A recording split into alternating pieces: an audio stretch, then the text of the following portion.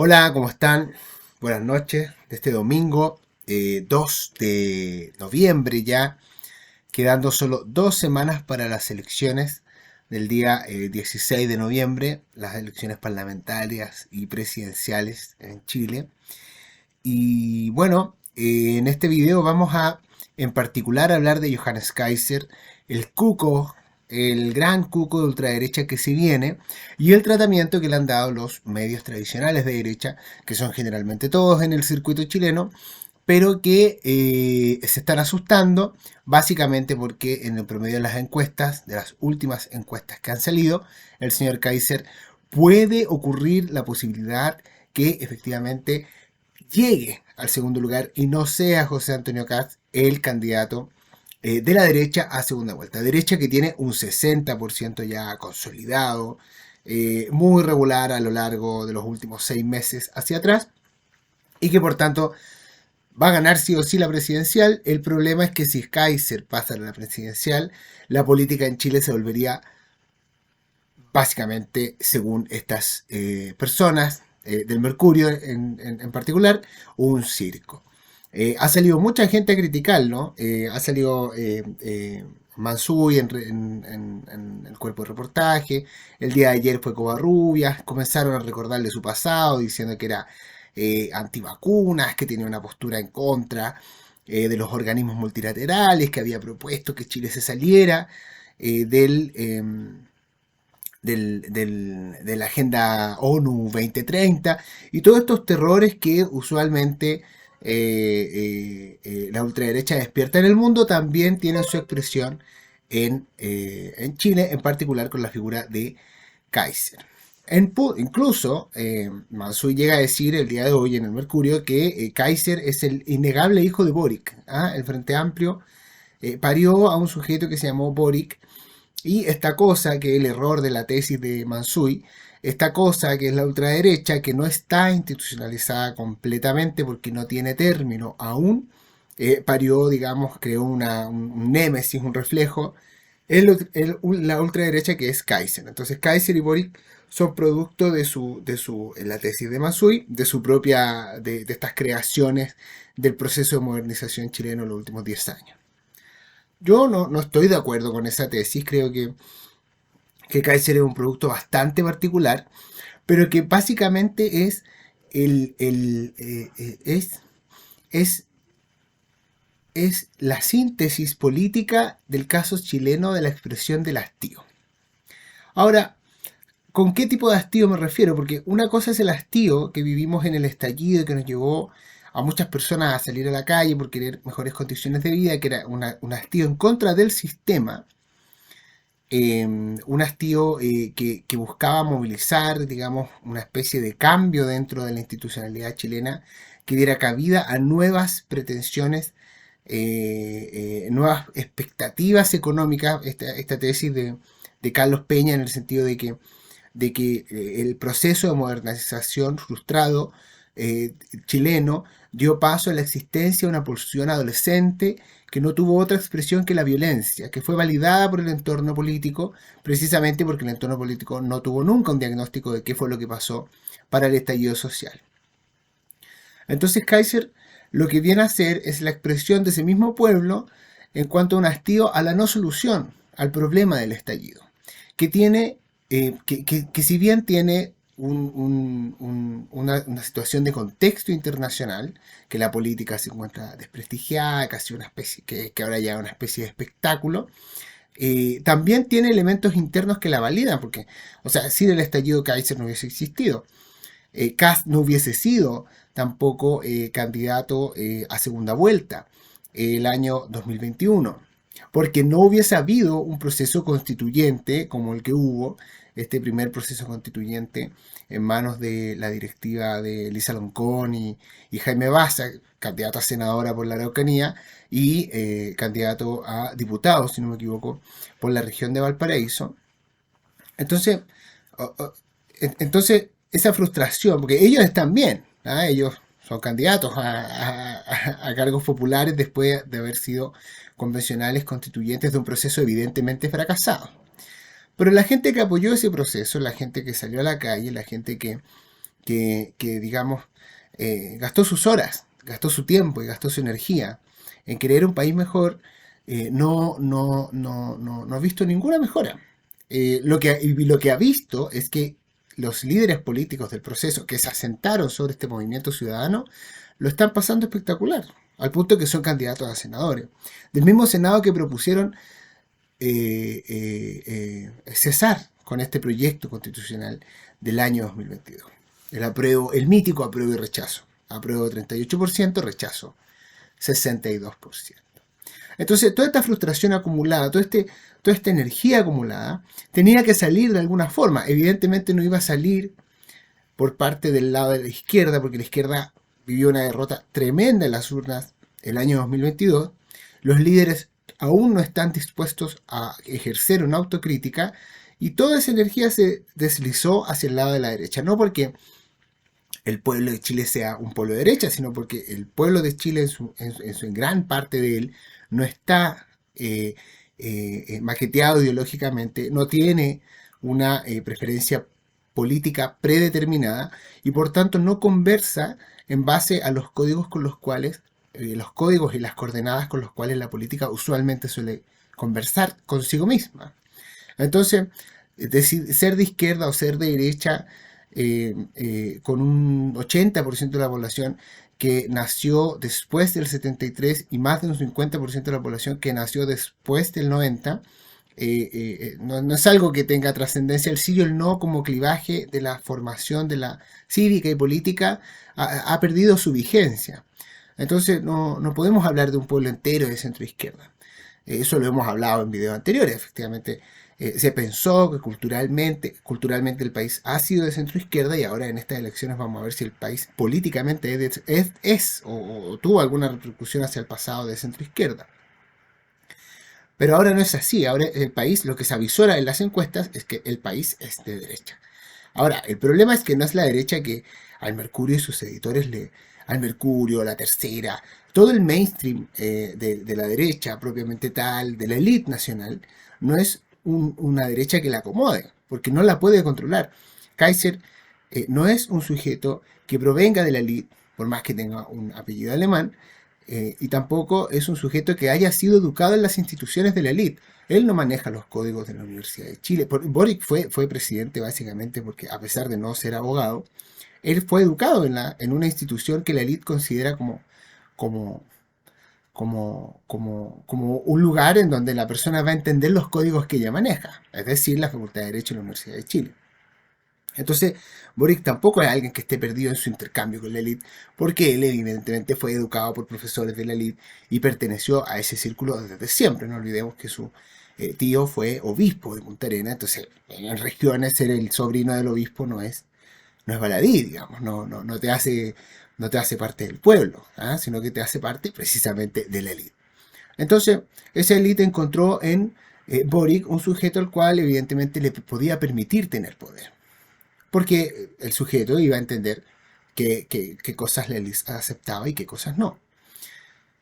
En cambio, Kaiser es un sujeto político, no lo conocemos como persona, salvo por supuesto su familia, pero es un sujeto político el cual está construido en base a un discurso anti-élite.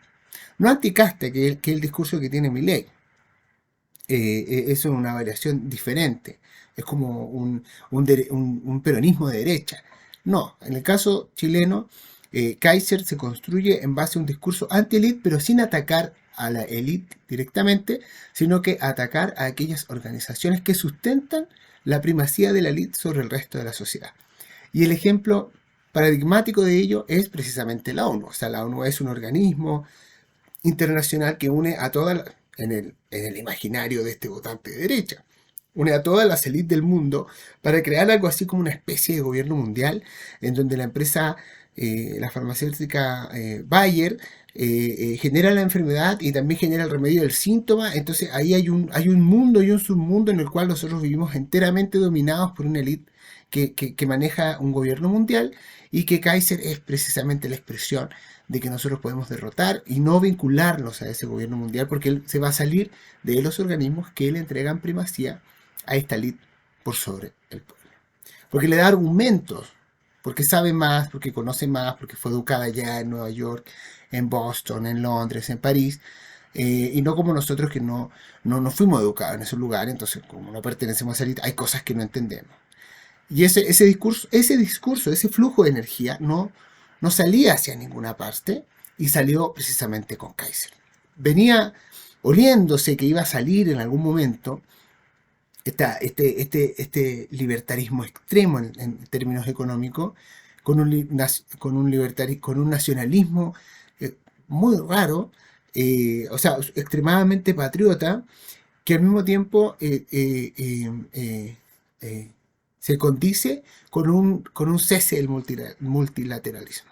Entonces, convertir a este país en una isla, porque de esa forma el país va a mantener su identidad frente a las élites que están preocupadas de que el país pierda su identidad, porque el capitalismo lo que hace es que la sociedad pierda su identidad en base al consumo y bla, bla, bla, bla, bla, bla. Y tenemos toda una configuración del mundo que Kaiser lo muy bien y que además une con una muy buena lectura del espacio político que puede ocupar. Porque si bien él se sitúa a la derecha de Kast, y nosotros pensábamos que no era un espacio tan grande, la introducción del voto obligatorio le entrega una visibilidad tal que convierte ese espacio en un espacio inmenso. Entonces él pasa de tener una intención de voto con un 3, un 4, un 5%, ahora tener una intención de voto promedio del 15%. Entonces se gana el 10% de los votos, que no estamos hablando de un universo menor, estamos hablando más o menos algo así como 1.200.000 personas, en base al discurso precisamente anti-ley. Entonces, observado todo ese panorama general, todo eso como el sujeto Kaiser situado en el contexto, ahora viene la respuesta al sujeto Kaiser. Ya el sujeto Kaiser nos tiene un poco asustados porque o sea, nos convenía su existencia, hacía que nuestro candidato, que es Kast, porque efectivamente va a desregular todo, porque efectivamente va a aperturar las inversiones, porque va a tener invariabilidad monetaria, porque es el hijo de Jaime Guzmán, más que Matei, eh, y que no está tan ligado a Piñera y que es un recurso nuevo y que tiene respaldo popular, ese sujeto va a entrar a segunda vuelta, pero ahora está siendo amenazado por un sujeto que la élite no conoce. Ahora, la pregunta es ¿por qué no conoce la élite? ¿Por qué no la ve? Digamos, ¿por qué no la vio tampoco antes? Tal como la élite argentina no vio antes a Milei. Digamos, ¿por qué se demoró tanto en cachar que Milei era precisamente un sujeto popular? Era precisamente un sujeto que era capaz de absorber una cantidad de energía alrededor, de manejar una cantidad de energía alrededor, que le permitiera ser presidente con una velocidad extremadamente inusitada. Lo mismo le pasó a Estados Unidos con Trump. Esto no es un fenómeno nuevo. El año 2013 Trump era un famoso que aparecía en la tele, digamos, y tenía y que la gente le caía muy bien porque él era el tipo bastante sarcástico y que de repente aparece con su ambición presidencial, todos lo consideran una especie de monstruo, pero él en base a esa figura del monstruo comienza a adquirir visibilidad y en base a la adquisición de visibilidad comienza a adquirir poder político. Es decir, votos. Y se convierte en presidente de Estados Unidos con todo el establishment en contra. O sea, CNN se mandaba unas editoriales, pero es que espantosas, diciendo que aquí poco menos que se iba a destruir el Estado de Derecho en Estados Unidos, y eso no ocurrió. Lo que sí ocurrió fue una expresión que ya lo hemos hablado en videos anteriores. Es una expresión de caudillismo latinoamericano, porque la forma de sostenerse en el poder de Trump adquiere la figura del caudillo latinoamericano típico, Bolívar, Chávez, Castro, Pinochet, Perón, Vargas, es Stroessner en Paraguay, Trujillo en República Dominicana. Entonces, AMLO en México, una especie de sobredominio sobre los partidos. Aquí ya la institucionalidad, Trump la retira del espacio político y él quiere ejercer el poder. No un poder de alianza porque no necesita alianza. Milei saca a Guillermo Franco de la cartera de Interior en Argentina, le hace un tremendo desaire a Macri, le dice todo el periodo de pre-campaña, sí, pre-elecciones de la semana pasada, sí, somos amigos, ganó y chao con Macri, chao con el PRO, ahora es él quien domina la política en Argentina. Entonces, estos protagonismos personalistas era algo que se venía oliendo hace mucho tiempo y era evidente que en Chile eso iba a ocurrir.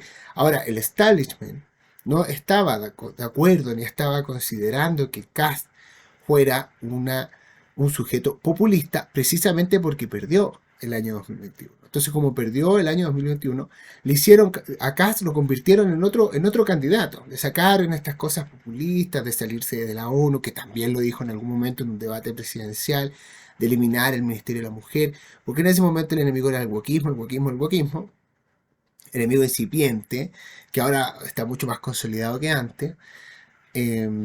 Pero Katz hizo una buena lectura y por esa buena lectura salió primero en la primera vuelta del año 2021, con ese 27,92%. Precisamente porque tenía algunos de estos elementos, pero no alcanzó a completarse como sujeto autoritario y populista porque perdió. Y el hecho de perder lo convirtió en un candidato mucho más negociador, mucho más blando en sus convicciones, y por tanto empezó a crear un espacio a su derecha que Rojo Edwards quiso tomar, por ejemplo, que algunos políticos del Partido Social Cristiano también quisieron tomar, pero que no pudieron tomarlo básicamente. Rojo Edwards es un político de larga data y tenía que venir alguien nuevo, y ese nuevo fue Kaiser, un sujeto salido del mundo de YouTube, con una cantidad de seguidores fanáticos acérrima y bastante grande. De hecho, la entrevista que él tiene en Canal 13, a mí me sorprendió esta cifra. En el día anteayer o anteayer, tiene ya 374.000 vistas. O sea, el público de Kaiser es el público que domina, por ejemplo, este canal de YouTube. Y la pandemia lo que hizo fue habituar a muchas personas más a tener un consumo alto de redes sociales en YouTube. Entonces, no sé si fue la fortuna, si fue una estrategia, si fue qué, pero todo este cúmulo de sucesos hace que Kaiser sea competitivo ante la figura de Kast y el Mercurio se está asustando. Ahora, con el Mercurio yo no quiero decir que todo esto es, que digamos que hablemos siempre del Mercurio, no, me refiero al mainstream político que se expresa en los órganos tradicionales de la élite, en las instituciones culturales que la élite posee, para ir conversando con el pueblo y diciendo qué cosas están bien y qué cosas están mal. Y yo quería analizar la edición dominical del día de hoy. Aquí tenemos el Cuerpo de Arte y Letras, porque hay un entrevistado que se llama Carlos Granés, que es un escritor colombiano que ha escrito varios títulos, pues de la línea del Mercurio, por supuesto, siempre que la izquierda hace las cosas muy mal, siempre que Petro es terrible, que, que Lula es terrible, que AMLO es terrible, y que Milei es un sujeto extraño, que está en constante estudio. Milei no ha creado espacios a su derecha, porque Milei ha llegado al punto de hacer un concierto, tal como ocurrió hace más o menos 3 semanas, en donde cantaba en hebreo. Entonces él sabe muy bien que la única forma de mantener cohesionado a su fanaticada alrededor de sí es precisamente siendo el payaso de esa fanaticada. Y si tiene que lanzarse en un Benji desnudo, lo va a hacer, digamos, porque no va a permitir que se cree un espacio a su derecha. Y no ha ocurrido en los 2 años de gobierno de Milei, que eso es algo que hay que considerar meritorio, que se cree un vacío a la derecha de Milei. Eso es algo muy, muy importante, porque Milei, disculpen que tenga esta... Bueno, este es un video digregativo, así que vamos a hablar así constantemente. Milei lo que ha hecho es, llega al poder con la Libertad Avanza, con una organización pequeña para la cantidad de política que requiere Argentina para ser administrada, que no es un país centralista, no es un país presidencialista, o sea, tiene un carácter presidencial, pero el país federado, no es unitario, perdón. Entonces, requiere de muchos políticos para ser gobernadores, cámaras locales, senados locales, que la provincia, y sobre toda esa estructura está montada la presidencia, y él no tenía ningún partido. Se ahí alía estratégicamente con el PRO, divide al PRO entre Macri y Patricia Bullrich, se lleva a Patricia Bullrich al gabinete, le entrega todo el dinero que Argentina no tenía para detener la oleada de asesinatos y homicidios que había en Rosario, que es la tercera, cuarta ciudad más grande de Argentina, que estaba un poquito media siendo coaptada por el narco, la convierte en una gran estrella. Macri se empieza a quedar solo, levanta a La Libertad Avanza, que es su núcleo original partidario, y le entrega dinero, le entrega la jefatura a su hermana, Karina Milei, y la vuelve un gran partido. Esa es la gracia que hace Milei, precisamente para coaptar estos espacios de la ultraderecha. Y que toda la energía creada por la gestión de su gobierno terminara en una cuenta propia, y no terminara en el PRO, que era precisamente el partido que dominaba la derecha argentina antes de él, liderada por Macri, por Mauricio Macri, que era un estilo más o menos piñerista, como de centro derecha, derecha, como derecha empresarial, más centro derecha política, igual Mauricio Macri. Pero no han generado, no han surgido nuevos liderazgos a la derecha de Milei.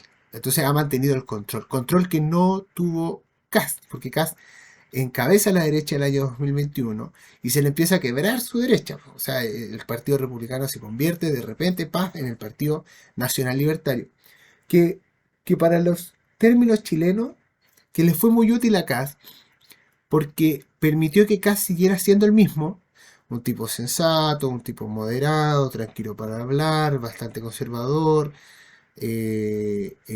con sus convicciones permanentes, que el personaje, el arquetipo de Kast no cambiase, y que el discurso se lo llevara, digamos, hacia la esquina, se lo llevara un sujeto como Kaiser. Y eso legitima de alguna otra forma a Kast frente a la lista, porque lo hace ver menos conservador de lo que es.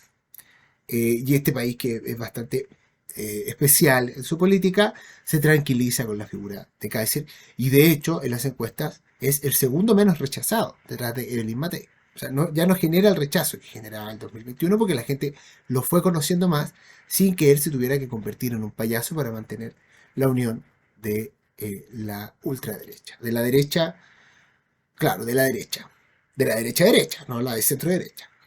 Y sale Kaiser, pero Kaiser empieza a llevarse a toda la gente y ahora está en una posición en donde las encuestas de la izquierda dicen que es equivalente, porque la izquierda también quiere hacer su juego, entonces empieza a decir que Kaiser le va a ganar a Kast. Yo creo que eso no está ocurriendo, que Kast va a sacar mucho más votos que Kaiser.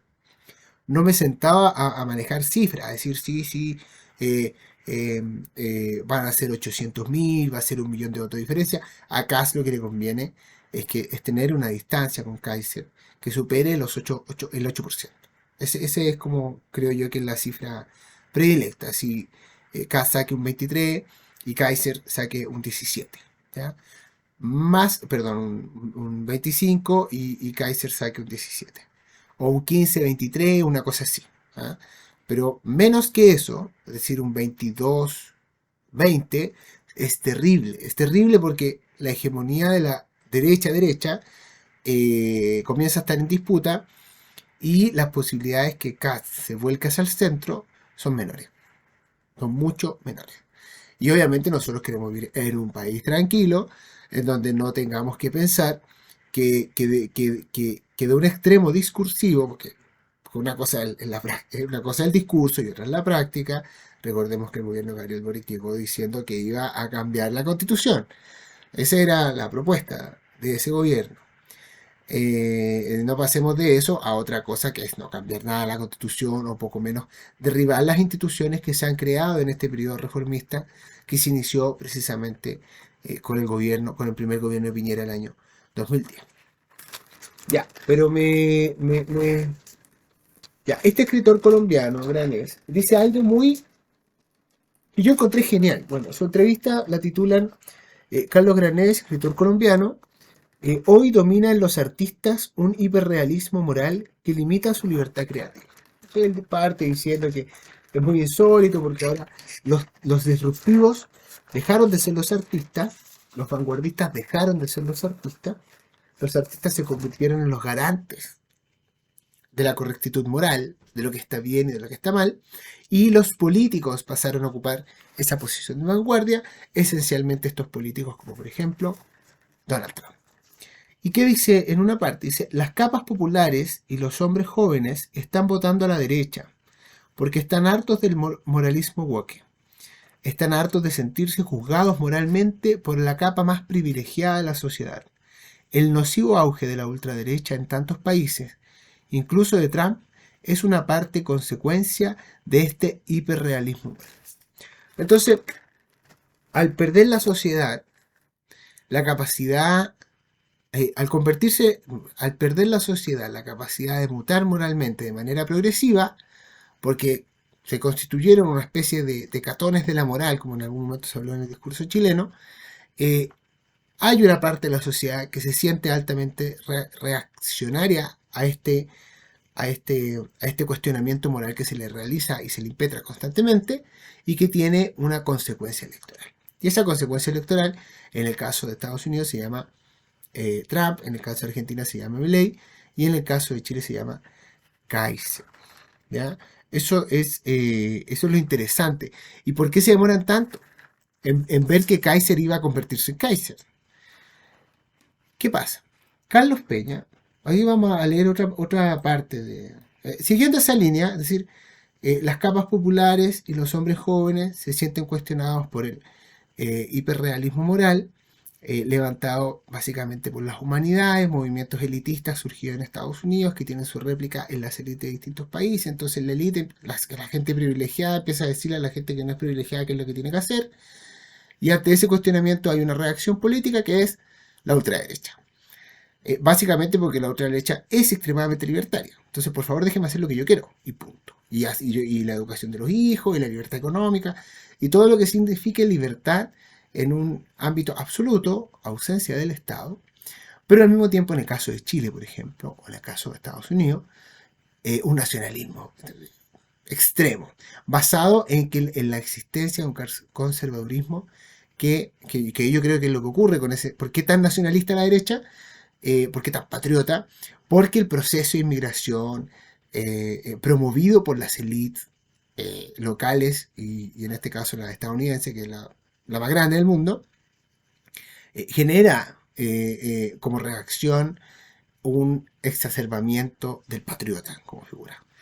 No del patriota que ama a su país, sino de un nacionalismo chauvinista extremo. Pero es lógico, o sea, si tú mezclas dos elementos que nunca congenian entre sí, porque para congeniar tiene que pasar el tiempo y tiene que nacer hijos entre personas chilenas y extranjeras, por ejemplo, y ahí en 30 años más tú vas a tener una sociedad más diversificada, pero si no es así, lo único que hay es roce. Y ese roce obviamente alimenta un discurso antimigratorio y eso genera una exacerbación del nacionalismo. Pero para no perder el punto, bueno, Granés dice esto, dice, estamos mirando la ventana izquierda del Mercurio, dice, oye, cuidado con la gente,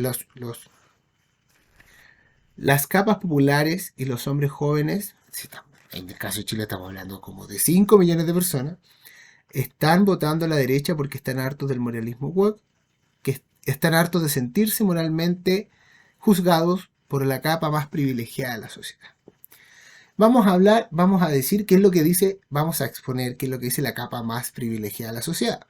Carlos Peña, rector de la Universidad Diego Portales, que no es precisamente, digamos, un Errázuriz, un Guilisalsti, un Larraín, un Mate, un Covarrubia, no tiene esa extracción social, pero sí toda esa extracción social lo ocupa para que el señor Carlos Peña explique las cosas que están bien y que están mal. Dice, la columna se llama Bulos sin control. El bulo es como la palabra españolizada, española de fake news. ¿Ah? Una fake news es un bulo, es algo que no, que es una desinformación, que ha sido promovida en la sociedad. Bulos sin control, la prohibición bajada, la prohibición de divulgar encuestas se parece bastante a una tontería. En vez de evitar que la gente se deje influenciar con bulos estadísticos, le favorece. Y luego en uno de sus párrafos señala, hoy en día, bien mirado, el problema es la sobreabundancia de información. De manera que lo urgente es contar con un criterio que permita orientarse en medio de ella y evaluarla. Es decir, el fenómeno de la sociedad moderna ahora es la sobreinformación. Hay mucha información en el ambiente, entonces a alguien le tenemos que pasar el filtro para que ocupe ese filtro y evalúe si la información es adecuada o no. Punto seguido. Y esa tarea es deber de los medios masivos de la prensa y la televisión. Además, o sea, es deber del empresariado. O sea, los medios masivos de la prensa y la información, el Mercurio, La Tercera, Mega Noticias, Canal 13, TVN, Chilevisión, ¿en manos de quién están? En manos del gran empresariado. Un empresario dedicado al retail, los Heller con Betia, otro empresario, los Luxis, que vende cerveza y que tiene la compañía sudamericana Vapores, TVN, que yo no sé qué tanta relevancia tiene, pero que en verdad parece un organismo del gobierno, porque hay un presidente, TVN, como en el caso de Francisco Vidal, hablando desfachetadamente de política, eh, y obviamente el Mercurio, que es parte de la familia Edwards, ¿ah? Y la tercera, que es parte de los Sayer. Entonces, en manos de ellos, vuelvo a repetir, y esta tarea, es decir, orientarse en medio de ella y evaluarla, orientarse en medio de la desinformación, y esa tarea es el deber de los medios masivos de la prensa y la televisión, además de la tarea de las universidades. Entonces, le vamos a entregar cómo evaluar la sobreinformación existente a las universidades, que están dominadas por personas de élite, porque los mismos académicos que pertenecen, los mismos alumnos que son de la élite, pertenecen después a las universidades de élite. Por eso nosotros tenemos, por ejemplo, yo no me quiero tirar a nadie en particular, pero tenemos personas que son de la élite ahí como profesores académicos diciendo que es verdad y que es mentira. ¿Ah? Eh, eh, y hasta ahí no me voy a llegar.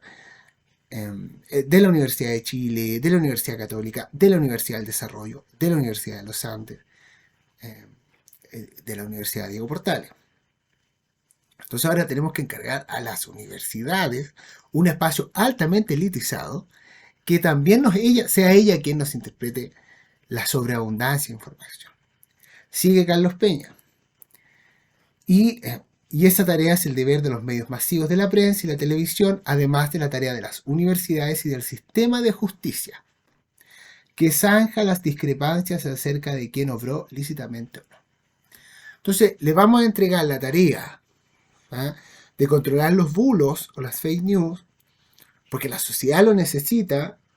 El problema es la sobreabundancia de información. Le vamos a entregar esa tarea a las universidades, altamente elitizadas en un país extremadamente desigual como el chileno, los medios masivos de comunicación en manos no estamos hablando de la cooperativa de periodistas de la comuna de Recoleta, no, estamos hablando de el grupo Luxi, el grupo Betia, todos estos grupos de grandes empresarios que tienen varios canales.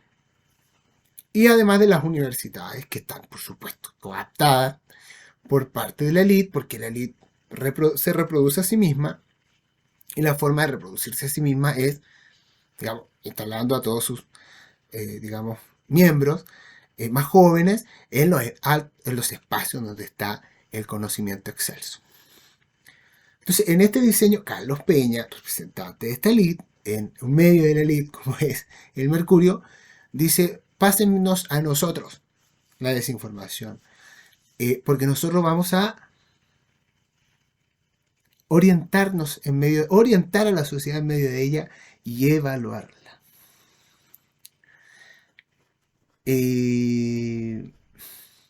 Hoy en día, continúa después Peña, o sea, por eso no ven a Kaiser, por eso no ven a Kaiser crecer en los subterfugios del mundo de YouTube. Por eso no ven que tiene 374.000 visitas en una entrevista en Canal 13. Por eso no observan, porque Kaiser no pertenece a ninguna de esas tres instituciones, ni al sistema de justicia. No vamos a decir que la Corte Suprema es de origen popular. O sea, evidentemente no. Quizás sea la más meritocrática de las tres instituciones. En eso sí estoy de acuerdo, porque hay funcionarios de carrera que tienen que estar ahí 30, 40 años trabajando, siendo jueces, sorteando una serie de obstáculos. Por eso tanta rabia el caso del señor Hermosilla, para ser miembros de la Corte Suprema. Pero aún así es una institución de élite. Entonces, a la Corte Suprema, a los periodistas de los medios masivos de comunicación y a las universidades, le vamos a entregar la capacidad de determinar en este mundo de sobreinformación, de sobreabundancia de información, qué es lo bueno y qué es lo malo. Y ese es el gran error de la élite chilena. Y por eso no ve a Kaiser. Y por eso nunca lo vio. Y por eso se demoró, no sé cuánto tiempo se han demorado en procesarlo. Pero ahora, hoy, 2 de noviembre del 2025, salieron en masa a decir que era terrible que él entrara a segunda vuelta. Entonces, eso es lo que quería reflexionar. Eso me parece que el fenómeno Kaiser habla de eso. Habla de una élite ensimismada en sí misma, incapaz de observar qué es lo que está pasando fuera de ella. Al punto que cuando eso que está pasando fuera de ella ocurre, entregan una explicación que lo único que aconseja es que la élite siga haciéndose cargo de los problemas de la sociedad. Cuando en un mundo tan lleno de tantas interacciones, porque por ejemplo yo puedo estar haciendo este video y conversar, digamos, no, conversar conmigo mismo, pero frente a una cámara y ponerlo en YouTube. Y muchas gracias a quienes se suscriben a este canal.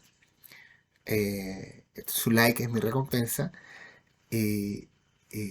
A pesar de que eso existe y hace poco, no pueden interpretarlo bien. Eso. Entonces, ¿por qué surge Kaiser? Por la miopía de la ley. Eso es todo. Puedo haberlo dicho hace 20 minutos atrás, pero creo que era necesario dar esta vuelta, este espacio de reflexión con estas noticias, porque me parece insólito que la elite ande diciendo que la solución a los problemas de la elite, es decir, su desorientación, tenga que ser solucionada con más elite. Esa no es la solución. Y bueno, no sé quién va a salir de segunda vuelta. Yo creo que va a salir Kast. Espero que sea Kast. Porque si no, Kaiser, digamos, es un sujeto enteramente desconocido para la política chilena. Y ya han sido muchos los sujetos desconocidos en la política internacional. Lo fue Trump, lo fue Milley. Y bueno, ya hemos visto los resultados. Así que sin más que decir, tengan todos muy buenas noches y una excelente semana.